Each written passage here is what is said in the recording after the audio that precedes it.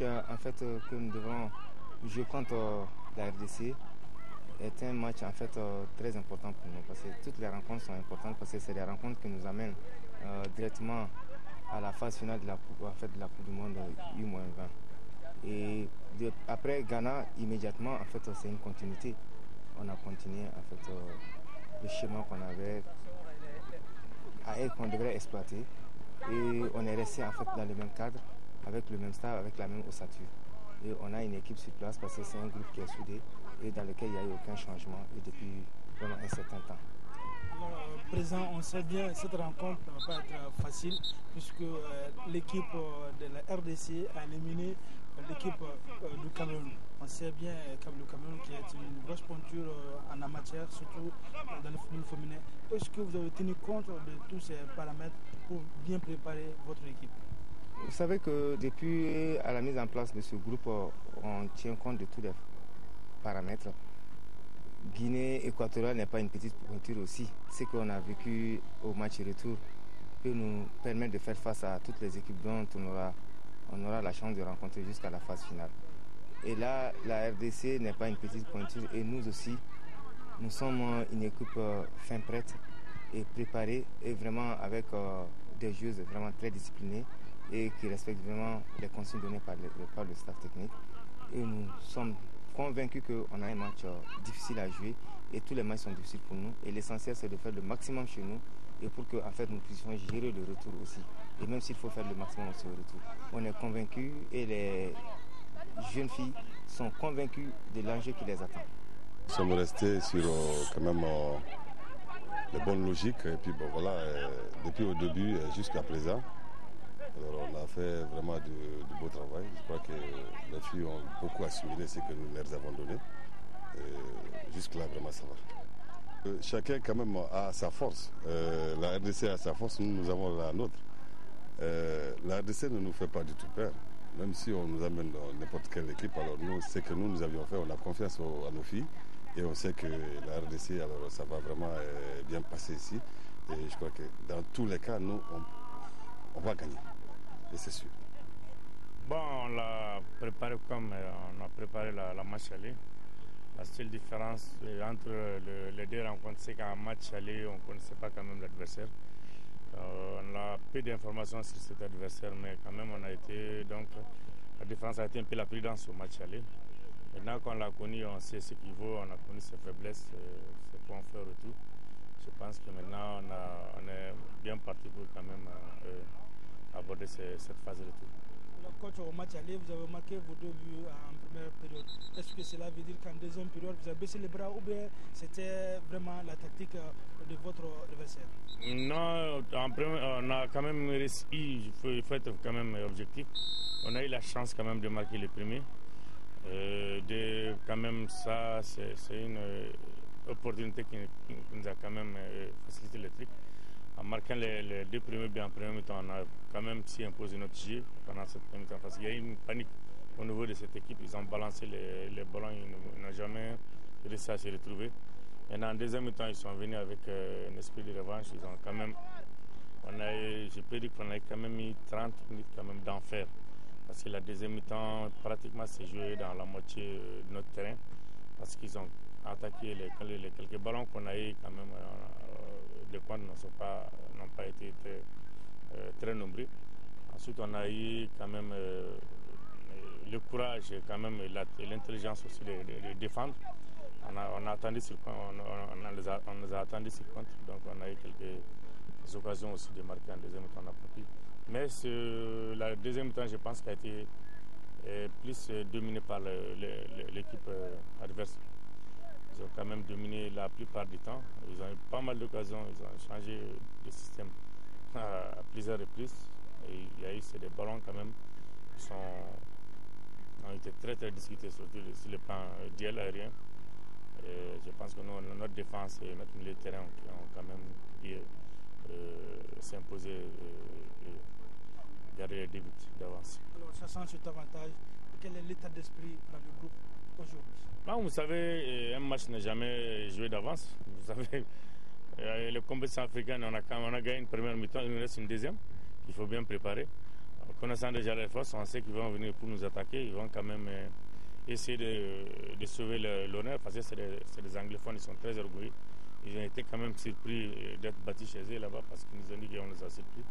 Il me semblerait qu'on les a donné des mauvaises informations sur nous aussi. Ils disent que ça les a beaucoup trompés. Ils pensaient nous trouver plus faibles que ça. Donc au départ, c'était même l'aide d'actualité avant même qu'on arrivait. Ils avaient très confiance en eux-mêmes. Ils pensaient quand même qu'ils allaient nous bouffer, mais ça a été le contraire. Maintenant qu'ils disent qu'on les a surpris, ils vont se préparer pour venir. Donc c'est à nous maintenant d'être prêts aussi pour les accueillir. Comme c'est match de poule, on a préparé les phases aller. On a fait 2-0 là-bas. Bon, ça reste le match retour. On est en train de préparer ça aussi. Dans quel état d'esprit vous êtes en train de préparer cette rencontre retour? Bon, comme on a marqué deux buts là-bas à l'extérieur, bon, les retours, on est en train de travailler sur ça. Alors, vous avez marqué 2 buts à l'aller et les 2 buts ont été marqués en première période. Est-ce qu'en deuxième période, un attaquant que vous êtes, vous étiez fatigué ou bien qu'est-ce qui s'est passé en deuxième période qui vous a empêché de marquer en seconde période? Bon, comme c'est à l'extérieur, bon, premier mi-temps, on a essayé de marquer vite, on a essayé de marquer 2 buts. Et puis deuxième mi-temps, on a essayé de gérer. On a écouté les consignes du coach pour gérer la deuxième mi-temps. Est-ce que vous attendez une rencontre physique tendue par rapport à cette rencontre de retour? Oui, c'est une rencontre physique et puis tendue aussi. C'est pas facile parce qu'eux aussi, ils vont venir. Ce qu'on a fait là-bas, ils vont essayer de faire aussi. Déjà mentalement, entre vous, qu'est-ce que vous vous êtes dit? Bon, mentalement, bon, on est prêt et puis moralement, on est prêt aussi. Inch'Allah, on va gagner match retour ici. Un match sans le jeu, je pense que le mot peur ne me convient pas trop, mais je pense que je suis serein, je suis optimiste, je crois qu'on est confiant. Bien vrai qu'on a été battu à l'extérieur. Les jeunes sont conscients, ils savent qu'il faut doubler d'ardeur, il faut doubler l'effort, il faut qu'on soit très sérieux pour qu'on puisse marquer, égaliser, ça veut dire marquer d'abord, ensuite le but de la qualification. Donc il faut avoir au moins une ambition très forte qu'il faut surmonter sur l'équipe gagnante qui est une équipe très physique, très costaud, qui sont très grands. Donc une bonne équipe, donc il faut faire beaucoup attention. Le match retour, c'est pour jouer n'est pas encaissé et marquer plus. Donc je suis sûr que la conscience et l'état d'esprit que les jeunes ont, ils vont s'arracher, ils vont l'avoir là-dessus, plutôt bon Dieu, avec le bon amis que nous avons en train de faire, avec la préparation et le soutien de nos supporters. Les responsables sont tous avec nous, les supporters, bien sûr, les supporters sont tous avec nous. Je pense qu'avec tous ces trucs, tous ces mauvais résultats qu'on est en train de faire, mais ils sont tous avec nous. Je pense qu'avec cette solidarité, l'Ural peut avancer dans cette compétition africaine. Contre la Somme, les jaunes et verts de l'ASB battus à l'aller 3-1 ont du pain sur la planche. Match de revanche pour l'association sportive de Bamako, de confirmation pour les Oranges de Misra. Il a fallu très peu de temps pour voir l'hypothèse de confirmation s'y réaliser. Suleiman Dembélé, dès la 2e minute, fait montre de son inspiration sur ce coup de pied arrêté d'environ 27 mètres, devant lequel le portier de l'ASB Souri Traoré reste impuissant. Accusant le coup, la formation de Grand Tigrou ne récorre cette davantage de terrain. Conséquence, ses filets tremblent de nouveau. Lassana Diarra, dans le temps additionnel de la première période, profite de l'apathie de la défense adverse pour inscrire le second but de son équipe, synonyme de sa 9e réalisation de la saison. Loin d'être abattu, Bouakar Sissoko et ses coéquipiers font cependant une bien meilleure deuxième partie, période au cours de laquelle ils obtiennent un pénalty à la 67e minute. Mais Amara Konaté rate l'occasion d'aplanir le score. C'est dans les arrêts de jeu finalement, bien qu'il joue à 10 suite au cumul de cartons de Soboa Sanogo, que l'ASB réduise la marque par Moussa Diarra. 2-1 pour la Somme. Après le long voyage, vraiment, c'était pas plus facile quoi. Parce que nous sommes rentrés ici à Bamako le lundi. D'accord, bon, on nous a dit qu'on se verrait le mercredi. On a fait notre effort et on a donné tout ce qui était dans nos ventres. Quoi. On dit merci, on nous a eu gain de cause quoi. Alors cette victoire va vous permettre d'engranger quelques points en vue d'un éventuel maintien. Alors qu'est-ce que ça vous fait concrètement? Moi, ça me fait beaucoup plaisir quoi, parce que nous venons à peine de monter. Quoi. Et puis encore, bon, c'est une course. Quoi. Bon, le championnat n'a pas encore terminé. Quoi. Mais on va essayer de donner le meilleur de moi-même, de nous-mêmes, pour arriver au terme de notre objectif. Nous, on est regret. Aujourd'hui, on a vu une équipe de l'SB poussif qui n'a pas su réellement mettre en place son jeu. Alors qu'est-ce qui a fait ça, surtout en première minute? Bon, c'est la mentalité du jeu, c'est le manque de concentration. Nous, on n'est pas concentrés pour jouer seulement. On arrête des pénaltys. Avec désormais 21 points à une longueur de l'ASB, 7e au classement, la Somme entame idéalement la phase de retour de Ligue 1 avec comme ambition le maintien. Mais 15 journées laborieuses, l'état de la pelouse du stade Omnisport Modibo Keïta s'est amélioré en vue de la phase de retour du championnat national de Ligue 1. La pelouse est en bon état. Je crois que c'est une très bonne chose. Ils ont écouté ce que les joueurs ont dit. Ça, c'est une très bonne chose. Souvent, il faut écouter les joueurs parce que c'est nous les acteurs. À l'aller, le Niana de Koulikoro avait été tenu en échec 1-1 par l'association sportive de Korofina. L'ASCO 5e au classement fait une bonne opération en battant les visiteurs 3-2. Pourtant, le Niana de Koulikoro avait vite pris le contrôle du jeu. Les jeunes de Korofina plus réalistes marquent avant la pause but de Aliou Fofana à la 22e minute. L'ASCO revient avec l'ambition de dominer la rencontre. Boubacar Dambélé inscrit le deuxième but à la 67e minute. L'AS Niana réduit le score par Boubacar Fani. Moussa Kone, après un effort énorme, donne l'espoir à son équipe de Korofina à la 78e minute. 3-1, le Niana se révolte pour marquer un deuxième but sur pénalty transformé à la 90e minute par Madou Dambélé. Finalement, le Niana s'incline 3-2 devant la SCO. Les 3 buts, ce sont des erreurs individuelles, mais bon, c'est encore le football. Il ne faut pas essayer d'indexer les uns et les autres. Quoi. Moi, j'assume, nous sommes tous fautifs. C'est l'arbitre qui a été faussé les données, sinon on pouvait vraiment jouer. Les enfants ont eu peur parce qu'on a dit de laisser les arbitres en paix. Faire beaucoup attention, on a pris combien de cartons jaunes?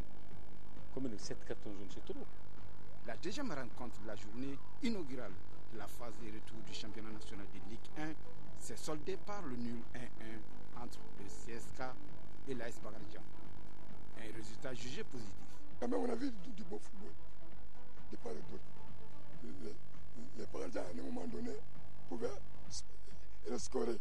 Comme les CSK, à un moment donné aussi, pouvaient, ils ont égalisé, ils pouvaient remarquer encore. C'était un match plein d'ambition, un match bien engagé. Vous avez vu le football qu'ils ont produit, sans faute. Circulation de balles impeccable. Créer des occasions, ils n'ont marqué que 1 sur les occasions qu'ils ont créées. Mais c'est le football. Mais ce que j'ai approuvé des gosses aujourd'hui, ils ont prouvé qu'ils avaient le talent de jouer. Les buts ont été marqués respectivement par Trissa Sidibé pour le compte de l'AS Bagardian de Barawili à la 4e minute et Mohamed Keïta du côté du centre Salif Keïta à la 70e minute. Un résultat qui peut permettre à l'AS Bagardian de Barawili d'espérer la 4e place. Les Bleus du CS Dougoulonjoa coiffent sur le fil les 11 créateurs de Nyarila sur le score de 3-2. Une rencontre comptant pour la 16e journée du championnat national Ligue 1. La première période du match est à l'avantage des hommes des 7 villages avec une maîtrise parfaite du jeu. Il faudra attendre la 23e minute pour assister à l'ouverture du score par le capitaine des Bleus, Mamoudou Damfaga, à la suite d'un corner dont la trajectoire a été mal appréciée par les portiers des créateurs. 1-0 pour le CS Dougoulonjoa. Cet avantage au score a permis au poulain de Fanyeri Diarra de garder les pieds sur le ballon. Cette stratégie produira l'effet recherché. À la 45e minute, à la suite d'un coup franc de 25 mètres, Mohamed Traoré alias Roberto Carlos exécute magistralement la sentence qui trouve le fond des filets, mi-temps 2-0 pour le CS Dougoulonjoa. En seconde période, les Bamakois reviennent avec des meilleures intentions. Ils réussiront à cet effet à rétablir la parité au score en tout début de la seconde période par l'inévitable Amidou Sinayogo à la 46e et à la 47e minute, début en 1 minute. Après cette parité, les doutes s'installent dans les camps des locaux avec beaucoup de fébrilité en milieu du terrain, ce qui donne l'occasion aux visiteurs de maîtriser le jeu dans les 20 premières minutes de la seconde période. Dans la foulée et à la surprise générale, le CS Dougoulonjoa marque le but du break à la 88e minute de jeu par le nouvel entrant Mamadou Doumbouya de la tête. En regardant le jeu dans l'ensemble, j'ai pas eu peur parce que quand on regarde le début, c'est des cadeaux. C'est des cadeaux parce que tu ne peux pas mener 2-0 et qu'en moins de 2 minutes, tu te fais remonter. La réaction quand même a été satisfaisante parce que là, une équipe qui se fait remonter comme ça au début et qui parvient à réagir et à gagner au finish, c'est toujours bien. Autant j'ai eu de satisfaction dans ce match-là, mais au finish, je suis un peu déçu par rapport au manque de rigueur. Mais c'est des jeunes joueurs. Je pense qu'il faut rester dans le football. Je pense que c'est des trucs qui peuvent arriver. A signalé qu'auparavant, une minute de silence avait été observée à la mémoire de Mamadou Makadji, père de Banou Makadji, président de la Ligue régionale de football de Kouloukro, décédé le dimanche 1er avril 2012.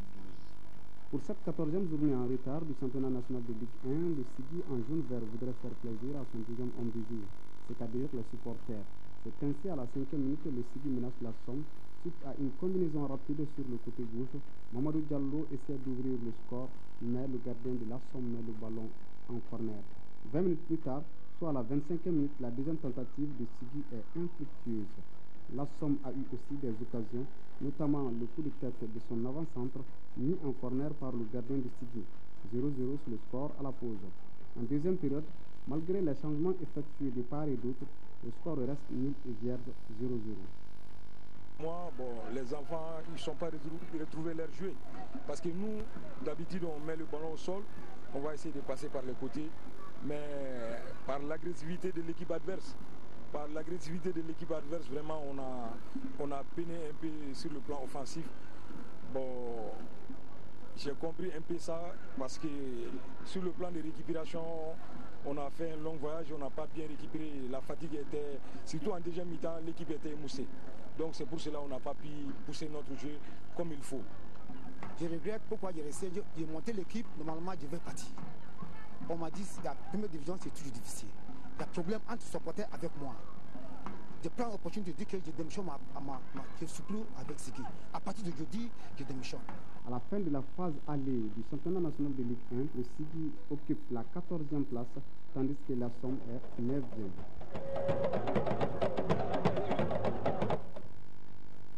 Pour renforcer la cohésion et la paix entre les villages de Baninko dans le cercle de Douila, la jeunesse de Massigui est passée par une coupe de football. Moussa Doumbia est ressortissant de la localité. Deuxième du genre, la compétition a mobilisé toute la contrée. Ça crée une certaine unité au niveau de la jeunesse de la commune de Massigui. C'est un facteur de brassage, c'est très évident parce qu'aujourd'hui, par exemple, nous avons deux villages frères. Cette finale certainement va encore renforcer la fraternité entre ces deux villages-là. Qui sait que Massigui est un grand carrefour. Massigui est très fréquenté. Cette activité réunit les jeunes. Je ne connais pas Moussa politicien, mais je le connais patriote. Je ne peux pas vous dire que Moussa fait un parti politique, parce que je ne connais pas son parti. C'est vraiment l'occasion de demander aux autres, aux ressortissants de Massigui, pas de Massigui seulement, de Nanchila aussi, les deux communes, pour qu'ils suivent les traces de Moussa, pour qu'ils suivent l'exemple de Moussa. Après les éliminations des équipes de Msegila, Massara et Sirimambougou, Massigui en noir reçoit l'équipe de Togo, un village situé à une vingtaine de kilomètres de Massigui. Après une nette domination, les visiteurs marquent un but à la 25e minute par Daouda Koulibaly. Les équipes vont à la pause sur ce score d'un but à 0 en faveur de Togo dans une rencontre de 2 fois 35 minutes. Le même Daouda Koulibaly double la mise après la pause à la 65e minute. 2-0, sportivement, Massigui se contente de la deuxième place avec une enveloppe de 50 000 francs et Togo enlève le trophée plus une enveloppe de 75 000 francs. Plusieurs autres récompenses et distinctions ont marqué cette deuxième édition de la Coupe Moussa Doumbia. Auparavant, le donateur avait initié une formation de 30 jeunes secouristes du cercle à Massigui. C'était en collaboration avec la Croix-Rouge malienne. Une initiative fortement appréciée par les participants, les responsables administratifs et politiques. Cette action visait à aider la population dans les situations humanitaires.